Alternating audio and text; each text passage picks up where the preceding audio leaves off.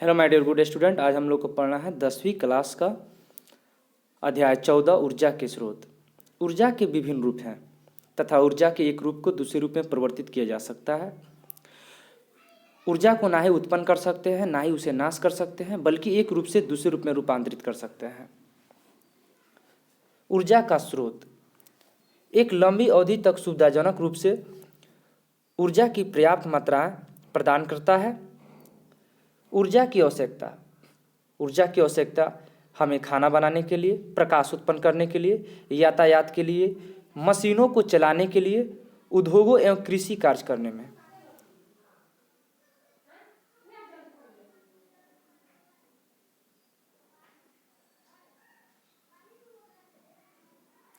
ऊर्जा के उत्तम स्रोत के लक्षण: प्रति एकांक द्रव्यमान अधिक कार्य करें, उच्च कैलोरीफिक माप होना चाहिए, सस्ता एवं सरलता से सुलभ हो, आसानी करे कि सस्ता और आसानी से प्राप्त हो जाए, भंडारण तथा परिवहन में आसान हो, प्रयोग करने में आसान तथा सुरक्षित हो, पर्यावरण को प्रदूषित न करे। ये सारे तथ्यों को हमें ध्यान में रखना है कि ऊर्जा का उत्तम स्रोत के लक्षण क्या क्या हो सकते हैं।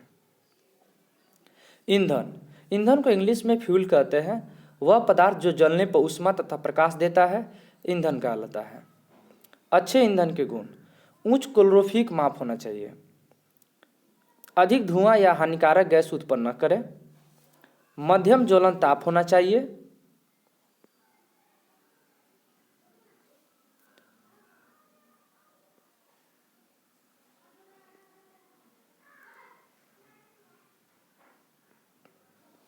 सस्ता और आसानी से उपलब्ध हो, आसानी से जले, भंडारण और परिवहन में आसान हो। ऊर्जा के स्रोत सोर्स ऑफ एनर्जी ये दो प्रकार के होते हैं: पारंपरिक स्रोत और दूसरा होता है गैर पारंपरिक स्रोत। पारंपरिक स्रोत जो होते हैं जीवाश्म ईंधन जैसे कोयला, पेट्रोलियम, दूसरा होता है तापीय विद्युत संयंत्र, तीसरा होता है जल विद्युत संयंत्र और चौथा होता है जैव मात्र बायोमास और पांचवा होता है पवन ऊर्जा। गैर परंपरागत स्रोत जो होते हैं सौर ऊर्जा, सौर कुकर, सोलर पैनल, समुद्र से ऊर्जा जैसे ज्वारीय, तरंग, महासागरीय, भूतापीय ऊर्जा, नाभिकीय ऊर्जा।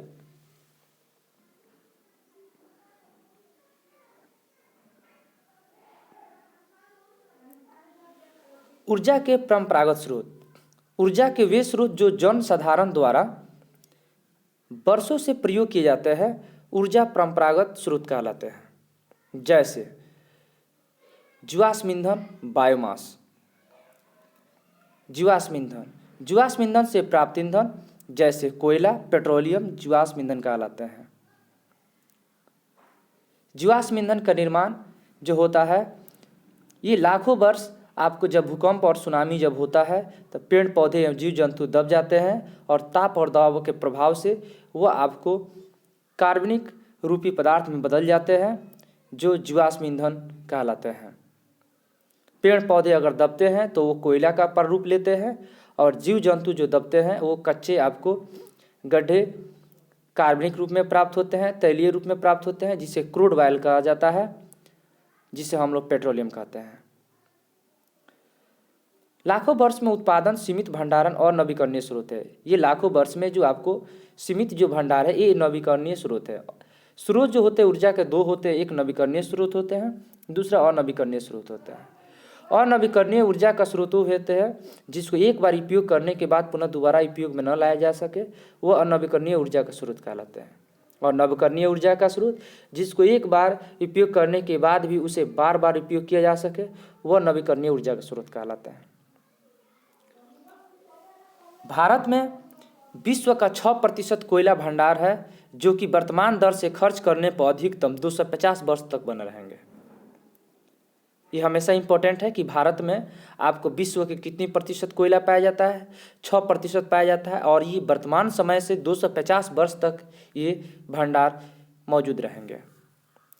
जीवाश्म ईंधन जलने पर उत्पन्न प्रदूषण या हानियाँ: जीवाश्म ईंधन के जलने से मुक्त कार्बन, नाइट्रोजन एवं सल्फर के ऑक्साइड वायु प्रदूषण तथा अम्ल वर्षा के कारण बनते हैं। जो कि जल एवं मृदा के संसाधनों को प्रभावित करते हैं।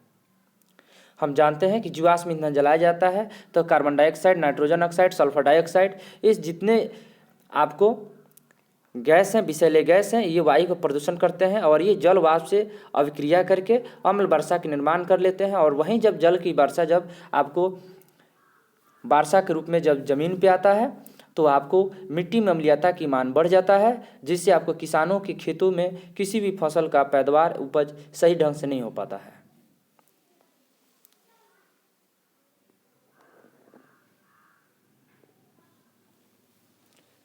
उत्पन्न कार्बन डाइऑक्साइड ग्रीन हाउस प्रभाव को उत्पन्न करती है, जिससे कि धरती पर अत्यधिक गर्मी हो जाती है। ये बहुत ही इंपॉर्टेंट टर्म है कि पृथ्वी पर अत्यधिक गर्मी का मुख्य कारण क्या है, तो carbon dioxide, green house effect. जीवाश्म ईंधन से उत्पन्न प्रदूषण को कम करने का उपाय, ये बहुत इंपॉर्टेंट टर्म है। दहन प्रक्रम की दक्षता में वृद्धि, पहला पॉइंट है। दूसरा है विविध तकनीकों का प्रयोग कर दहन के फलस्वरूप उत्पन्न गैस के वातावरण में पलायन को कम करना।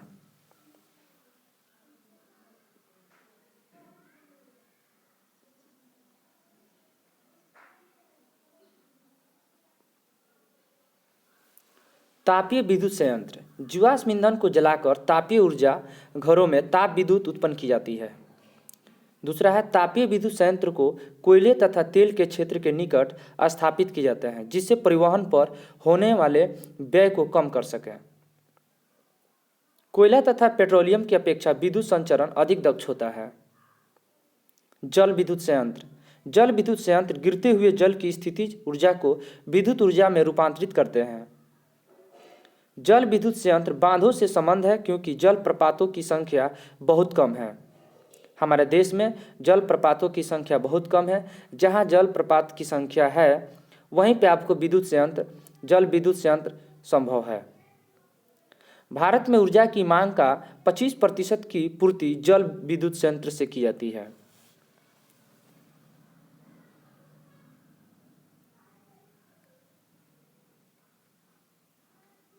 लाभ, पर्यावरण को कोई हानि नहीं होती है। जल विद्युत ऊर्जा एक नवीकरणीय ऊर्जा का स्रोत है। बांधों के निर्माण से बाढ़ रोकना तथा सिंचाई करना सुलभ आसान होता है। हानियाँ, बांधों के निर्माण से कृषि योग्य भूमि तथा मानव आवास डूबने के कारण नष्ट हो जाते हैं। पारिस्थितिकी तंत्र नष्ट हो जाते हैं। 3 में होता है पेड़ पौधे वनस्पति का जल में डूबने से अवायवीय परिस्थितियों में सड़ने से मीथेन गैस का उत्पन्न होना, जो कि ग्रीन हाउस होता है। 4 में विस्थापित लोगों के संतोषजनक पुनर्वास की समस्या।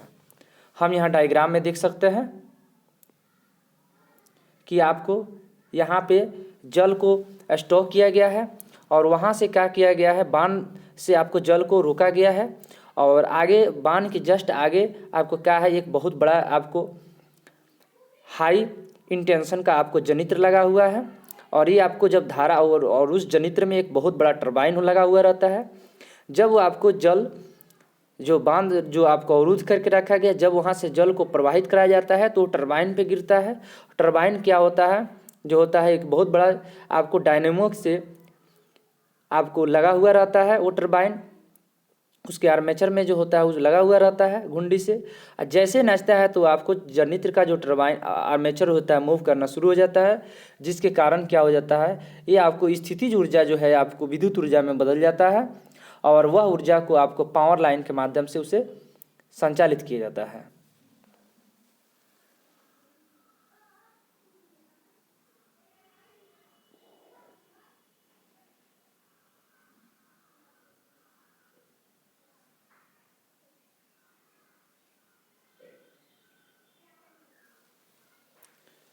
ऊर्जा के पारंपरिक स्रोत के उपयोग के लिए प्रौद्योगिकी में सुधार।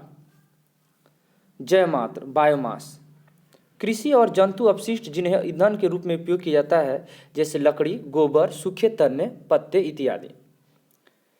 लकड़ी जैवमात्र का एक रूप है जिसे लंबे समय से ईंधन के रूप में प्रयोग किया जाता है। हानियाँ, जलने पर बहुत अधिक धुआं उत्पन्न करती है, जो वायु प्रदूषण का मुख्य कारण है। दूसरा है अधिक ऊष्मा का न देना, ये अधिक ऊष्मा नहीं देता है। अतः उपकरणों की तकनीकी में सुधार करके परंपरागत ऊर्जा स्रोतों की दक्षता बढ़ाई जा सकती है, जैसे लकड़ी से चारकोल बनाना। चारकोल लकड़ी की वायु के सीमित आपूर्ति में जलाने से उसमें उपस्थित जल तथा वाष्पशील पदार्थ बाहर निकल जाते हैं और अवशेष के रूप में चारकोल प्राप्त हो जाता है। ये बहुत इंपॉर्टेंट टर्म है कि लकड़ी को जब वायु के निश्चित आपको वायु की उपस्थिति में सीमित आपूर्ति में जब जलाया जाता है तो आपको क्या होता है, जल वाष्प आपको जो वाष्पशील होता है वो आपको बाहर निकल जाते हैं और जो शेष बचते हैं वही चारकोल कहलाते हैं।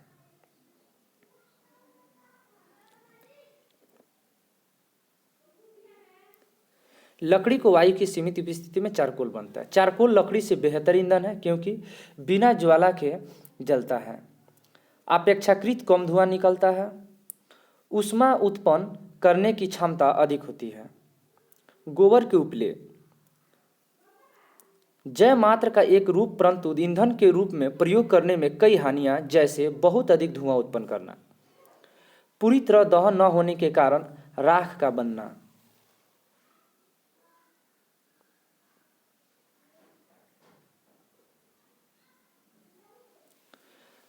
परंतु तकनीक सहायता से गोबर का उपयोग गोबर गैस संयंत्र में होने पर वह एक सस्ता और उत्तम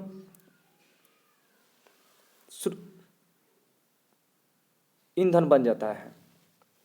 बायोगैस गोबर फसलों के कटने के बाद बचे अवशिष्ट, सब्जियों के अवशिष्ट तथा वाहित मल जब ऑक्सीजन की अनुपस्थिति में अपघटित हो जाते हैं तो बायोगैस का निर्माण होता है। अपघटन के फलस्वरूप मीथेन, कार्बन डाइऑक्साइड, हाइड्रोजन तथा हाइड्रोजन सल्फाइड जैसे गैस उत्पन्न होती है। जैव गैस को संचरित के ऊपर बने टंकी में संचित किया जाता है, जिसे पाइप द्वारा उपयोग के लिए निकाला जाता है। बहुत इंपॉर्टेंट टर्म है कि आपको गोबर और फसलों के कटने के बाद जो अपशिष्ट पदार्थ होते हैं ये जब आपको डिकम्पोजिट हो जाते हैं तो इनसे क्या होते हैं, बायोगैस का निर्माण होता है। जैसे आपको अपघटन के बाद मीथेन, कार्बन डाइऑक्साइड, हाइड्रोजन और हाइड्रोजन सल्फाइड जैसे गैस उत्पन्न, जो गैस को संपाचित करके ऊपर बनी टंकी में संचित किया जाता है, जिसे पाइप द्वारा उपयोग के लिए निकाला जाता है।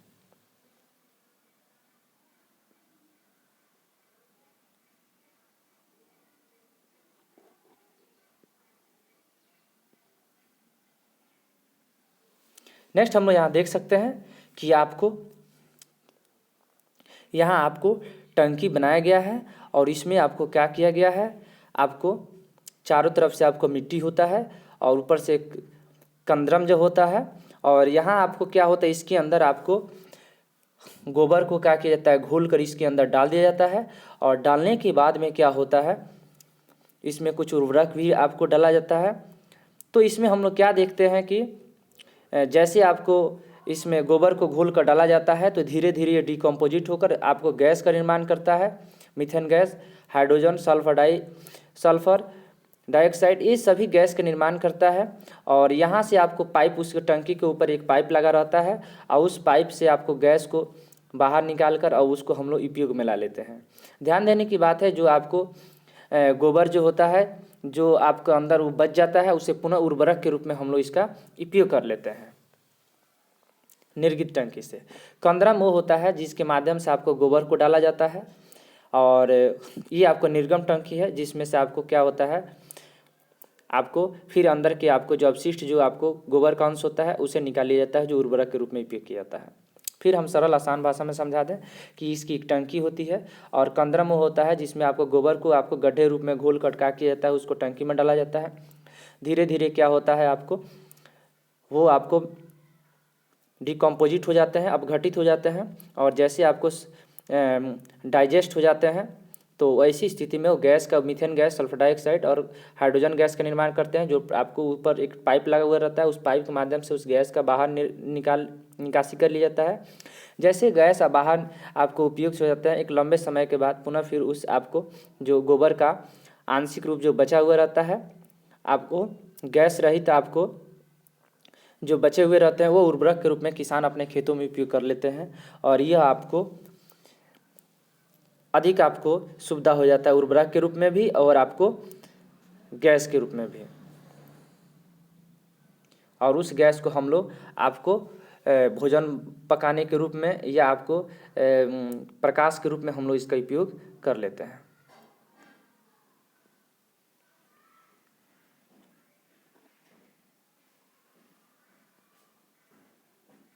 बायोगैस के लाभ। जैव गैस एक उत्तम ईंधन है क्योंकि इसमें 75% मीथेन गैस होती है। धुआं उत्पन्न किए बिना जलती है। जलने के बाद कोयला तथा लकड़ी की भांति राख जैसे अवशिष्ट शेष नहीं बचता है। 4 में है तापन क्षमता का ऊंच होना। 5वां वायु गैस का प्रयोग प्रकाश के स्रोत के रूप में किया जाता है। 6 में संयंत्र में शेष बची सैलरी में नाइट्रोजन तथा फास्फोरस प्रचुर मात्रा में होते हैं जो कि उत्तम खाद के रूप में काम आती है। 7 में अपशिष्ट पदार्थ के निपटारे का सुरक्षित उपाय। तो बायोगैस से बहुत लाभ है। हम लोग देख रहे हैं कि इसमें आपको मीथेन गैस 75% निकलता है, ये धुआं उत्पन्न नहीं करता है और ये कोयले और लकड़ी की भांति राख जैसे अपशिष्ट शेष नहीं बचाता है। तापन क्षमता जो होती है इसकी ऊंच होती है और वायु गैस का उपयोग प्रकाश के स्रोत के रूप में भी कर लिया जाता है और शेष बचा जो होता है उसमें पर्याप्त मात्रा में नाइट्रोजन फास्फोरस होता है जो उत्तम खाद के रूप में भी इसका उपयोग कर लिया जाता है। अवशिष्ट पदार्थों का निपटारा भी सुरक्षित उपाय से हो जाता है। दूसरा है पवन ऊर्जा। सूर्य विकिरणों द्वारा भूखंड तथा जलाशय के असमान गर्म होने के कारण वायु में गति उत्पन्न होती है तथा पवन का प्रवाह होता है। ये हम जानते हैं कि सूर्य की विकिरण जब आपको भूखंड अर्थात धरती पे पड़ता है या जलाशय पे पड़ता है तो यहाँ से आपको क्या होता है, असमान गर्म होने के कारण जैसे आपको जल वाष्पीकृत होकर आपको गैस के रूप में होते हैं तो वो आपको उनके जो कण जो होते हैं ऊर्जवान हो जाते हैं और वो आपको निम्न दाब से उच्च दाब से निम्न दाब की ओर गति करते हैं जिससे वायु में गति आ जाती है और पवन का प्रवाह हो जाता है।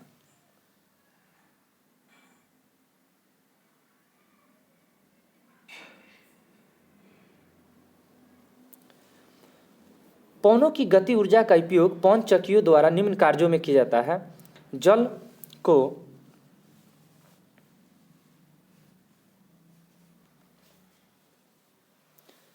जल को कुआं से खींचने में, अनाज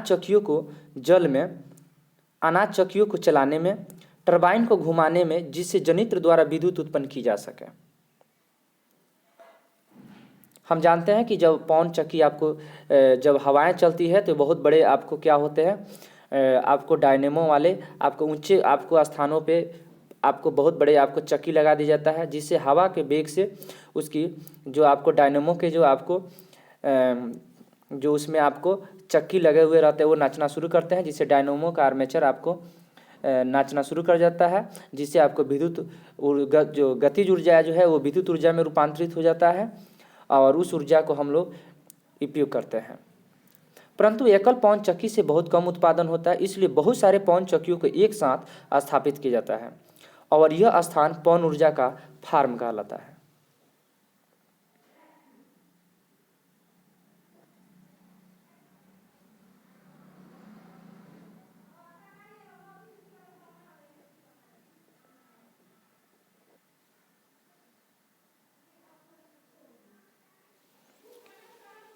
पवन चक्की चलाने हेतु पवन गति 15 से 20 किलोमीटर प्रति घंटा होना चाहिए। पवन ऊर्जा के लाभ। पर्यावरण हितैषी, नवीकरणीय ऊर्जा का उत्तम स्रोत होता है। विद्युत ऊर्जा उत्पन्न करने में बार बार खर्च या लागत न होना। पवन ऊर्जा की सीमाएं। पवन ऊर्जा फार्म के लिए अत्यधिक भूमि क्षेत्र की आवश्यकता, लगातार 15 से 20 किलोमीटर घंटा पवन गति की आपूर्ति होना। 3 है अत्यधिक प्रारंभिक लागत होना। पवन चक्की के ब्लेड्स की प्रबंधन लागत अधिक होना। दूसरी है डेनमार्क को पवन का देश कहते हैं। डेनमार्क एक ऐसा जगह है जहां पवनों का देश कहा जाता है। वहां पे बहुत ऐसा ही आपको पवन चक्की का जो होता है फॉर्म लगा हुआ रहता है और उसी से वहां पे विद्युत ऊर्जा की आपूर्ति होती है।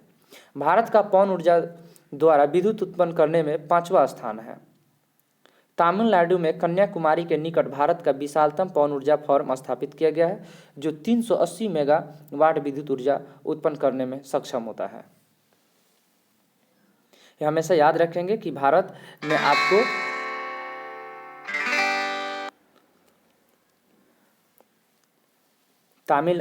भारत में पवन ऊर्जा द्वारा कितना आपको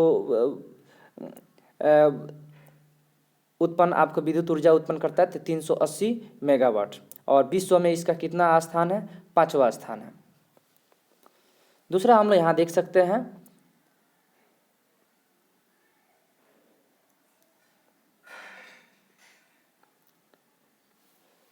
वैकल्पिक गैर परंपरागत स्रोत।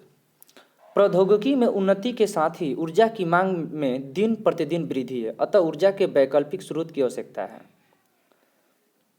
कारण, जीवाश्म ईंधन सीमित मात्रा में उपलब्ध है। यदि वर्तमान दर से हम उनका उपयोग करते रहें तो वे शीघ्र ही समाप्त हो जाएंगे। जीवाश्म ईंधन पर निर्भरता को कम करने हेतु, जिससे कि वे लंबे समय तक चल सके। 3 है पर्यावरण को बचाने और प्रदूषण दर को कम करने हेतु। ऊर्जा स्रोत, सौर ऊर्जा। सूर्य ऊर्जा का एक प्रमुख स्रोत है। सूर्य से प्राप्त ऊर्जा को सौर ऊर्जा कहते हैं। सौर स्थिरांक 1.4 किलो जूल प्रति सेकेंड मीटर स्क्वायर और 1.4 किलोवाट प्रति मीटर स्क्वायर होता है। पृथ्वी की सतह पर प्रति वर्ग मीटर क्षेत्रफल पर 1 सेकेंड में आने वाली सौर ऊर्जा को सौर स्थिरांक कहते हैं। ये बहुत इंपॉर्टेंट टर्म है। पृथ्वी की सतह पर प्रति वर्ग मीटर क्षेत्रफल पर 1 सेकेंड में आने वाली सौर ऊर्जा को सौर स्थिरांक कहते हैं। इसका मान 1.4 किलोवाट प्रति मीटर स्क्वायर होता है।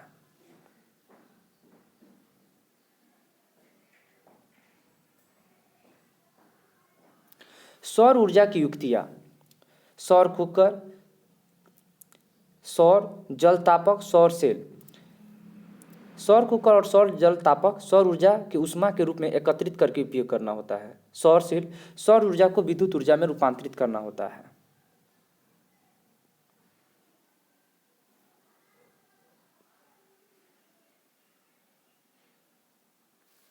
सौर तापक युक्तियों में काला पृष्ठ अधिक ऊष्मा अवशोषित करता है। हम जानते हैं कि काला वस्तु जो होता है ऊष्मा का सुचालक होता है, अतः इन युक्तियों में काले रंग का प्रयोग किया जाता है। दूसरा है सूर्य की किरणों फोकसित करने के लिए दर्पणों तथा कांच की शीटों का प्रयोग किया जाता है, जिससे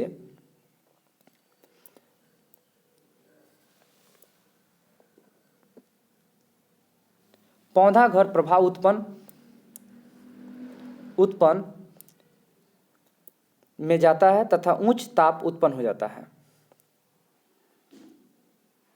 तो हम लोग देख रहे हैं कि सूर्य की किरणें फोकसित करने के लिए दर्पण तथा कांच की शीट का प्रयोग किया जाता है, जिससे पौधा घर प्रभाव उत्पन्न हो जाता है तथा उच्च ताप उत्पन्न हो जाता है।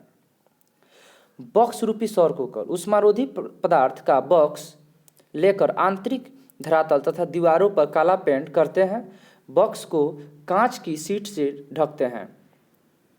समतल दर्पण को इस प्रकार समायोजित किया जाता है कि अधिकतम सूर्य का प्रकाश प्रवर्तित होकर बॉक्स में उच्च ताप बना सके। हम यहाँ देख सकते हैं कि यहाँ आपको क्या होता है, कांच की एक प्लेट होती है और उसके ऊपर क्या होता है, एक भाग जो होता है बॉक्स का जस्ट आपको ऊपरी जो है दर्पण है, और ये क्या होता है ऊष्मारोधिकीय परत होती है। काला किया गया पृष्ठ एक बर्तन होता है और ये बाह बॉक्स होता है। दर्पण क्या होता है, एक आपको अवतल दर्पण होता है, जो क्या होता है प्रकाश इस पर पड़ता है, सभी प्रकाश को एक जगह क्या करता है, केंद्रित कर देता है बर्तन पे, और बर्तन में रखे खाना क्या होता है आसानी से पक जाता है।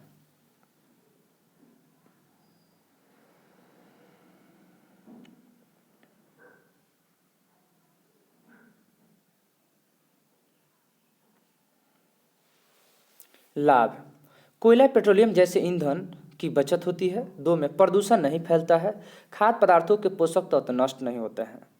1 से अधिक खाना एक साथ बनाया जा सकता है। हानियाँ: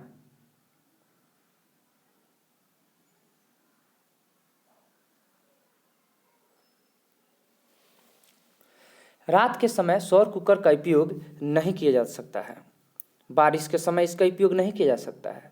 सूर्य के प्रकाश निरंतर समायोजन करना आवश्यक है ताकि यह उसके दर्पण पर सीधा पड़े। तलने और बेकिंग हेतु उपयोग नहीं किया जा सकता है। ये बहुत इंपॉर्टेंट टर्म है। सौर सेल और सौर ऊर्जा को सीधे विद्युत में रूपांतरित करते हैं। एक प्रारूपी और सौर सेल 0.5 से 1 वोल्ट देता है, जो लगभग 0.7 वाट विद्युत शक्ति उत्पन्न कर सकता है। जब बहुत अधिक संख्या में सौर सेलों की संयोजित करते हैं तो यह व्यवस्था सौर पैनल कहलाती है। हमेशा ये दिमाग में नोट करना है कि आपको जब बहुत अधिक संख्या में सौर सेलों को संयोजित करते हैं तो यह व्यवस्था को क्या कहते हैं? सौर पैनल कहते हैं।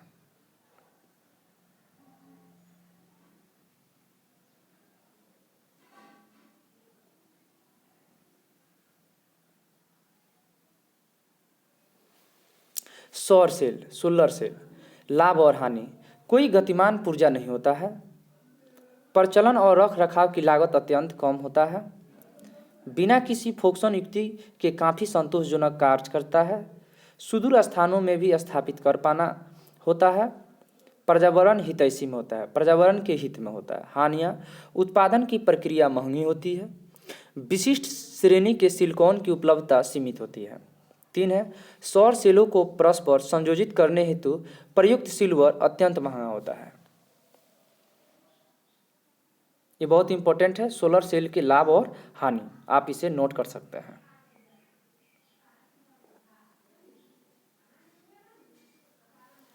सौर सेल के उपयोग। मानव निर्मित उपग्रहों में सौर सेलों का उपयोग रेडियो तथा बेतार संचार यंत्रों, सुदूर क्षेत्रों के टीवी रिले केंद्रों में सौर सेल पैनल का उपयोग होता है। ट्रैफिक सिग्नल परिकलन तंत्र, कैलकुलेटर तथा बहुत से खिलौनों में सौर सेल का उपयोग किया जाता है। समुद्री से ऊर्जा, ज्वारीय ऊर्जा, तरंगीय ऊर्जा, महासागरीय ऊर्जा। ज्वारीय ऊर्जा, ज्वार भट्टे में जल के स्तर के चढ़ने और गिरने से ज्वारीय ऊर्जा प्राप्त होती है।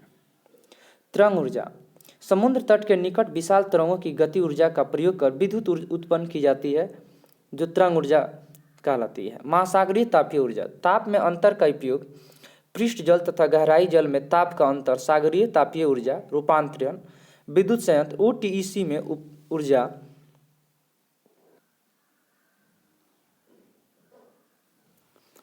प्राप्त करने के लिए किया जाता है। पृष्ठ के तप्त जल का उपयोग अमोनिया को उबलने में किया जाता है और द्रव को वाष्प जनित के टरबाइन को घुमाकर विद्युत उत्पन्न करती है। हम देख सकते हैं ज्वारीय ऊर्जा में भी ज्वारीय ऊर्जा का दोहन सागर के किसी संकीर्णीय क्षेत्र पर बांध का निर्माण करके किया जाता है। तरंग ऊर्जा में टरबाइन को पुनः घुमाकर विद्युत उत्पन्न करने के लिए उपयोग किया जाता है।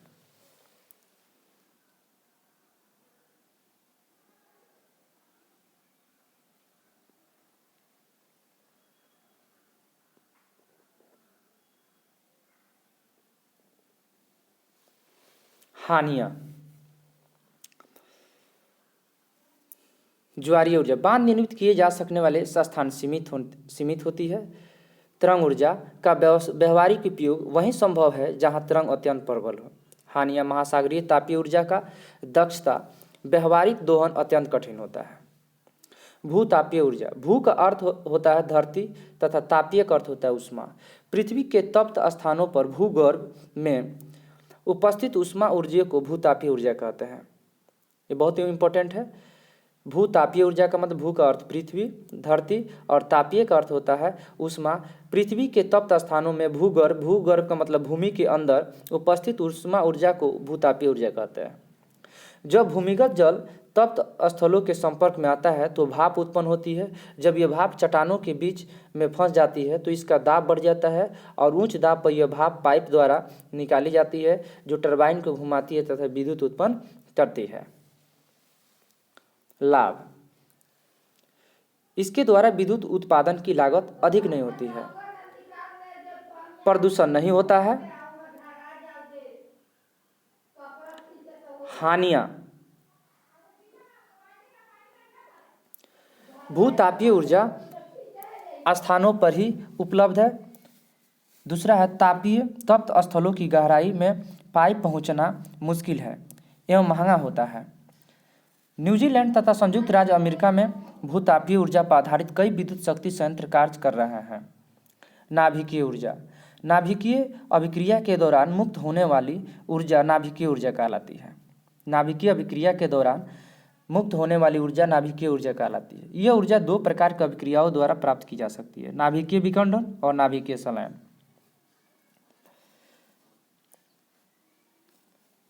हमने यहाँ देख सकते हैं नाभिकीय विखंडन। विखंडन का अर्थ होता है टूटना।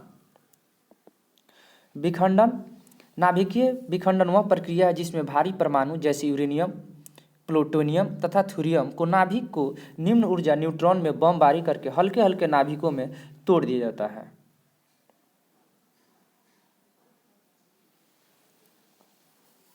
इस प्रक्रिया में विशाल मात्रा में ऊर्जा मुक्त होती है। यूरेनियम 235 का प्रयोग छोड़ों के रूप में नाभिकीय संयंत्र में ईंधन की तरह किया जाता है। ये बहुत इंपॉर्टेंट टर्म है, आपके उपयोग के लिए, आपके एग्जाम के लिए बहुत उपयोगी साबित होगा।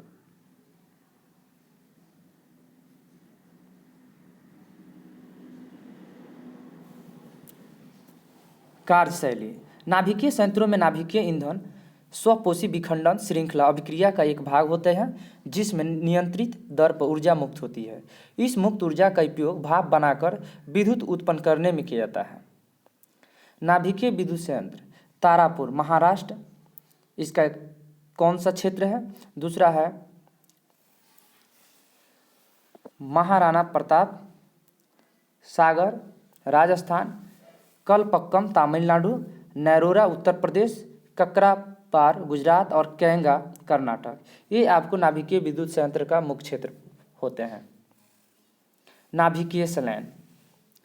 दो हल्के नाभिकीय नाभिकों को सामान्यतः हाइड्रोजन को छोड़कर सभी एक भारी नाभिक हीलियम बनाना, जिसमें भारी मात्रा में ऊर्जा उत्पन्न होती है, नाभिकीय संलयन कहलाते हैं। हम लोग यहाँ देख रहे हैं कि दो हल्के नाभिक जैसे हाइड्रोजन और हीलियम, हाइड्रोजन का आपको एक हाइड्रोजन दो हाइड्रोजन को लेकर जब एक साथ भारी नाभिक जोड़कर एक भारी नाभिक वाले का निर्माण करते हैं, आपको न्यूक्लियर का निर्माण करते हैं जो हीलियम का निर्माण कर देता है, तो इस दौरान पर्याप्त ऊर्जा उत्पन्न होती है जिसे नाभिकीय संलयन कहते हैं। साधारण भाषा में हम समझें कि जब दो हाइड्रोजन आपस में जुड़ते हैं तो एक बहुत बड़ा आपको नाभिक का निर्माण करते हैं जो आपको हीलियम का स्वरूप ले लेते हैं, हीलियम का निर्माण कर लेते हैं दो हाइड्रोजन मिलने पर, तो वो आपको नाभिकीय संलयन कहलाता है। दो हाइड्रोजन के नाभिक जब आपस में मिलते हैं तो आपको एक हीलियम का निर्माण कर लेते हैं और ये पर्याप्त मात्रा में ऊष्मा उत्पन्न करते हैं जो आपको ऊर्जा का स्रोत होते हैं, स्रोत कहलाते हैं। नाभिकीय संलयन हेतु अत्यधिक ताप और दाब की आवश्यकता होती है। इसमें अधिक प्रेशर और कंप्रेस की होती है, टेम्परेचर और प्रेशर होती है की आवश्यकता होती है, तब ये आपको नाभिकीय संलयन होता है। क्योंकि दो हाइड्रोजनों को नाभिक को मिलाकर एक बड़े नाभिक का निर्माण करना, इसमें ताप और दाब की अत्यधिक आवश्यकता होती है। सूर्य तथा अन्य तारों की विशाल ऊर्जा का स्रोत नाभिकीय संलयन कहलाता है। हम जानते हैं कि सूर्य में आपको हाइड्रोजन गैस की पर्याप्त मात्रा है और ये हाइड्रोजन गैस एक दूसरे से जो होता है टकराव करते रहते हैं। इनके कण जो होते हैं इनके, और ये आपको वहाँ पे क्या होता है, दो आपको न्यूक्लियर जो होते हैं हाइड्रोजन का आपको पर्याप्त मात्रा में मिलकर हीलियम आपको जो होता है, ये न्यूक्लियर जब दोनों का न्यूक्लियर एक दूसरे से टकराव करता है तो वहाँ पे न्यूक्लियर फ्यूजन हो जाता है और वह पर्याप्त मात्रा में ऊष्मा को रिलीज करता है। तो सूर्य और अन्य तारों की विशाल ऊर्जा का स्रोत नाभिकीय संलयन ही होता है। हाइड्रोजन बम भी नाभिकीय संलयन अभिक्रिया पर ही आधारित होता है।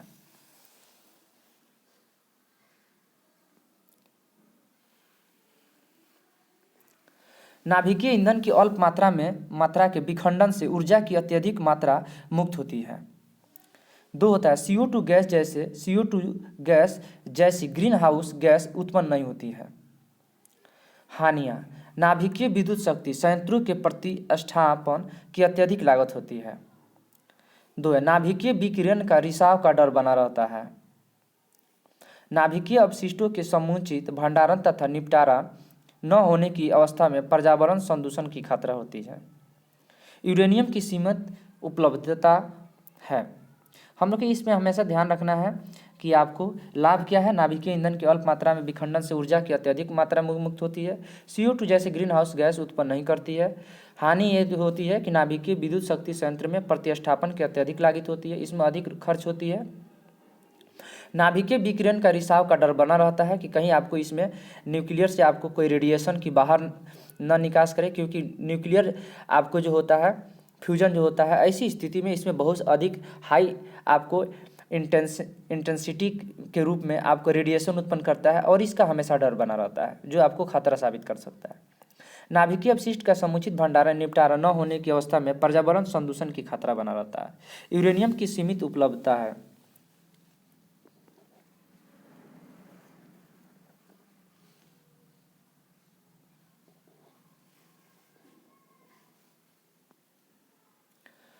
पर्यावरण विशेषज्ञ सरोकार, किसी भी प्रकार की ऊर्जा का अधिक प्रयोग करने से वातावरण पर बुरा प्रभाव पड़ता है। अतः हमें ऐसे ऊर्जा स्रोत का ध्यान करना चाहिए जिसमें ऊर्जा प्राप्त करने में सरलता हो। 2 है सस्ता हो, प्रदूषण मुक्त हो तथा ऊर्जा स्रोत से ऊर्जा उत्पन्न प्राप्त करने की उपलब्धता, प्रौद्योगिकी की दक्षता हो। दूसरे शब्दों में ऊर्जा का कोई भी स्रोत पूर्णतः प्रदूषण मुक्त नहीं हो। हम यह कह सकते हैं कि कोई स्रोत दूसरे स्रोत की अपेक्षा अधिक स्वच्छ नहीं है। उदाहरण, सौर सेल का वास्तविक प्रचालन प्रदूषण मुक्त है, परंतु यह हो सकता है कि युक्ति के संयोजन में पर्यावरणीय क्षति हुई हो। कोई ऊर्जा स्रोत हमारे लिए कब तक बना रह सकता है?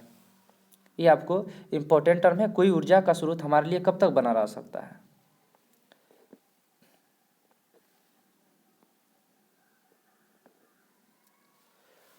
ऊर्जा का स्रोत सामान्यतः ये 2 होते हैं। एक नवीकरणीय स्रोत होता है, नवीकरणीय जो पहले हम बता सकते हैं। वे स्रोत जो किसी न किसी दिन समाप्त हो जाएंगे वह आपको अनवीकरणीय स्रोत है। जीवाश्म ईंधन, कोयला, पेट्रोलियम। और नवीकरणीय स्रोत ऊर्जा के वे स्रोत जिनका पुनः जनन हो सकता है तथा वे लंबे समय तक समाप्त नहीं होते हैं, तो वे आपको नवीकरणीय ऊर्जा कहलाता है, जैसे पवन ऊर्जा, जल ऊर्जा।